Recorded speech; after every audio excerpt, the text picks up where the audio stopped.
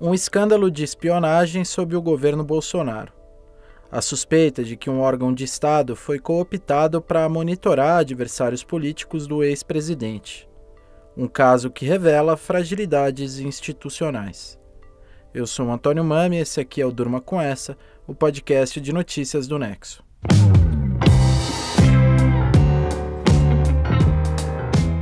Olá, eu sou o Conrado Corsaletti, estou aqui com o Antônio para apresentar esse podcast que vai ao ar todo começo de noite, de segunda a sexta, sempre com notícias que podem continuar a ecoar por aí. Segunda-feira, 23 de outubro de 2023. Dia em que vieram a público nomes de alguns dos alvos de um esquema de espionagem da ABIN, Agência Brasileira de Inteligência, um esquema que funcionou sob o governo do ex-presidente Jair Bolsonaro e que está sendo investigado pela Polícia Federal. De acordo com a colunista Malu Gaspar, do jornal O Globo, o jornalista americano Glenn Greenwald e o seu marido Davi Miranda, deputado federal que morreu em maio, tiveram a sua localização rastreada por meio do monitoramento dos seus celulares pela ABIN, então comandada por Alexandre Ramagem, amigo próximo da família Bolsonaro e hoje deputado pelo PL do Rio de Janeiro. O Glenn Greenwald era dono do site Intercept Brasil, responsável pela divulgação de mensagens envolvendo procuradores da Lava Jato e o juiz responsável pela operação até 2018, o Sérgio Moro. O Moro, que viria a ser ministro da Justiça do Bolsonaro a partir de 2019. Essas mensagens reveladas pelo Intercept mostraram uma combinação de estratégias entre acusação e julgador, colocando em xeque a imparcialidade do Moro como juiz, especialmente no caso do hoje presidente Luiz Inácio Lula da Silva. A Lava Jato chegou a colocar o Lula na cadeia por mais de um ano, mas as condenações foram depois anuladas pelo Supremo Tribunal Federal. Davi Miranda era casado com o Glenn e era deputado federal pelo PSOL do Rio. Ele morreu vítima de uma septicemia causada por uma infecção gastrointestinal. Miranda assumiu o cargo por ser suplente de um parlamentar eleito em 2018, que logo renunciou e que também figura entre um dos possíveis alvos desse esquema de rastreamento de celulares levado a cabo pela ABIN. Estamos falando do Jean Willis, ex-deputado federal, também do PSOL, e desafeto público do Bolsonaro. De acordo com a Polícia Federal, 33 mil pessoas foram monitoradas entre 2019 e 2021 por meio desse esquema de rastreamento de celulares. Nesse grupo, estavam 1.800 pessoas que os investigadores consideram adversárias políticas do Bolsonaro. Jornalistas, advogados, servidores públicos, líderes de movimentos sociais, juízes e assim por diante. A lista de monitorados tem até ministro do Supremo Tribunal Federal, de acordo com as notícias que têm sido veiculadas sobre o assunto. O Supremo foi alvo de ataques reiterados do Bolsonaro ao longo do seu mandato como presidente. Ataques pelos quais ele está sendo investigado neste mesmo tribunal. O Alexandre de Moraes, que relata os inquéritos contra o bolsonarismo, pediu para a ABIN encaminhar para a Polícia Federal a lista de contatos que foram monitorados pela agência nesse período. Uma operação conduzida pela Polícia Federal na sexta-feira resultou na prisão de 2 servidores da ABIN. Esses servidores acabaram demitidos pela agência. Outros funcionários foram alvos de mandados de busca e apreensão e foram afastados do órgão. Entre eles, o número 3 da ABIN, Paulo Maurício Fortunato Pinto. A agência informou que está colaborando com as investigações e que instaurou um procedimento interno para apurar o caso. O Alexandre Ramagem, que comandou o órgão no período investigado, disse que a contratação do software de rastreamento foi feita de acordo com a lei.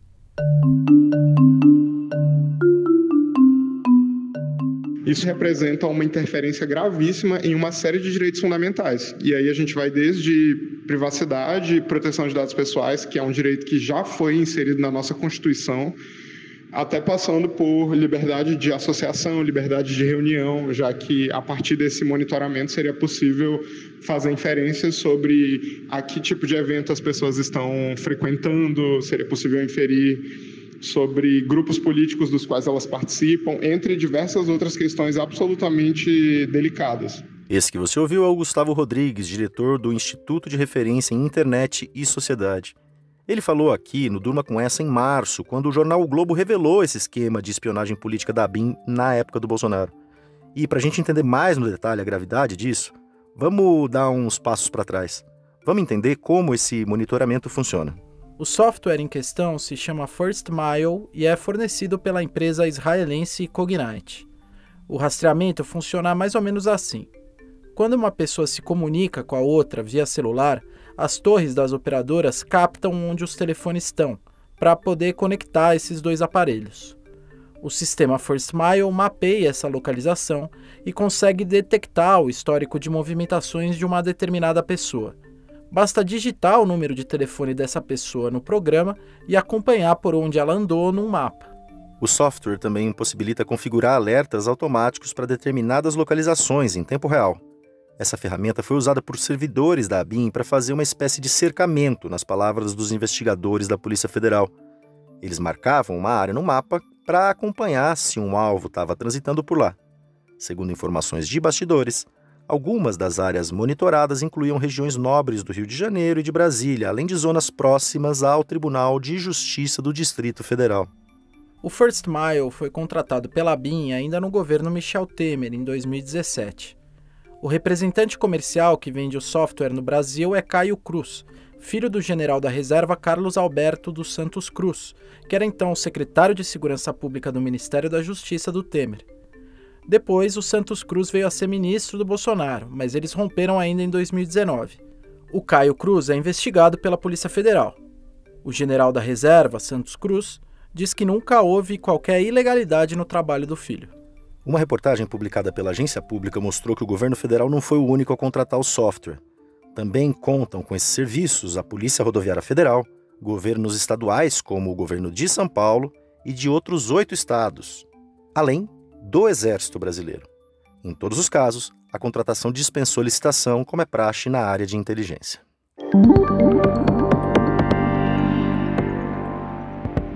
O Código de Processo Penal diz que o acesso ao conteúdo de qualquer comunicação privada depende de autorização judicial. Quer dizer que, sem a decisão de um juiz, qualquer vigilância nesse sentido é ilegal. A ABIN alega que o uso do First Mile aconteceu em prol da segurança de Estado e que não tentou extrair ali o conteúdo das mensagens entre os alvos selecionados, mas sim a sua geolocalização. A Isabela Cruz, que é redatora aqui do Nexo, procurou Rafael Zanata, que é diretor da organização Data Privacy Brasil, especializado em direito digital. Ele contestou essa alegação da ABIN de que esse tipo de informação, de geolocalização, não deveria passar pelo crivo da justiça. Segundo o Zanata, essa é uma extração forçada de informação da telecomunicação que se aproveita de vulnerabilidades da infraestrutura de telefonia e também das leis brasileiras. O Zanata diz que esse é um problema crescente no Brasil, um problema que explodiu nos últimos anos. De acordo com ele, diversos órgãos de Estado estão recorrendo a isso que ele chamou de sistemas de vigilantismo, extraindo dados ilegalmente diretamente de aparelhos ou das redes de telecomunicações, num monitoramento contínuo onde todo mundo é um suspeito em potencial. A Isabela Cruz também quis entender o que esse escândalo diz sobre a ABIN. O Júlio César Rodrigues, que é cientista político da Universidade Federal de Santa Maria e especialista no sistema brasileiro de inteligência, diz que essa espionagem se enquadra num contexto mais amplo de, nas palavras dele, enraizamento dos valores do bolsonarismo. Além da ABIN, ele citou outros órgãos aparelhados no governo do ex-presidente, como a Polícia Rodoviária Federal, as Forças Armadas e setores da própria Polícia Federal. Até março de 2023, a ABIN ficava subordinada ao Gabinete de Segurança Institucional, GSI, órgão controlado por integrantes das Forças Armadas. Desconfiado da influência do bolsonarismo no GSI, o Lula transferiu a ABIN para a Casa Civil. Mas, segundo Júlio César Rodrigues, a despolitização de órgãos de Estado é um processo de longo prazo, do qual não dependem só a troca de chefias internas ou reestruturações administrativas. Um processo que, nas palavras do professor, deve levar mais de 10 anos para ser bem-sucedido.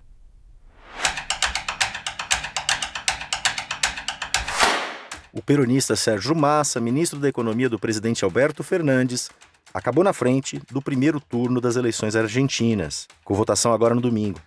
Ele enfrenta, numa segunda votação, o candidato de extrema-direita Javier Milei. O Marcelo Montanini escreveu sobre o resultado das urnas. Marcelo, explica pra gente primeiro o que é o peronismo. Então, o peronismo não é algo muito fácil de descrever. Se trata de um movimento político e social heterogêneo de caráter nacionalista popular que surgiu em 1945 em torno da figura do ex-general Juan Domingo Perón, que governou o país 3 vezes entre os anos de 1940 e 1970. A principal bandeira do movimento é a justiça social, Mas também pode-se observar o fortalecimento da presença do Estado na economia e o cunho personalista. As principais bases de apoio são os movimentos sociais e sindicalistas. Ao longo do tempo, o movimento foi crescendo e passou a congregar diferentes correntes ideológicas. Um exemplo disso é a ex-presidente Cristina Kirchner, que está à esquerda no espectro ideológico, e o próprio Sérgio Massa, que está à direita dela, um candidato mais centrista. Ô Marcelo, e o que o resultado do primeiro turno das eleições argentinas mostra sobre a força do peronismo hoje? O resultado mostra que, apesar do desgaste das divisões internas, continua sendo a maior força política da Argentina. Hoje, Massa e Cristina Kirchner lideram as duas principais correntes internas do movimento e têm suas divergências, mas ainda assim o resultado mostrou que o peronismo, enquanto movimento organizado, é forte e tem capilaridade em diferentes bairros e regiões do país. O movimento também fez as maiores bancadas da Câmara e do Senado, mas o movimento libertário, liderado por Javier Milei, também cresceu, enquanto o grupo político do ex-presidente Maurício Macri diminuiu. Agora, Massa terá um grande desafio pela frente para conseguir derrotar Milei, mesmo com um resultado positivo na primeira votação. A Patrícia Bullrich, que era a candidata da direita macrista e que ficou em terceiro lugar, já disse que não vai apoiar o peronista no segundo turno. O texto do Marcelo você lê em nexojornal.com.br. Lá você acompanha todo o conteúdo que o Nexo produz diariamente. Assine o Nexo e apoie o jornalismo independente e de qualidade. O Nexo está com desconto especial por tempo limitado de 60% para quem fizer a assinatura via Google. Da espionagem política sob Bolsonaro ao primeiro turno das eleições argentinas, durma com essa.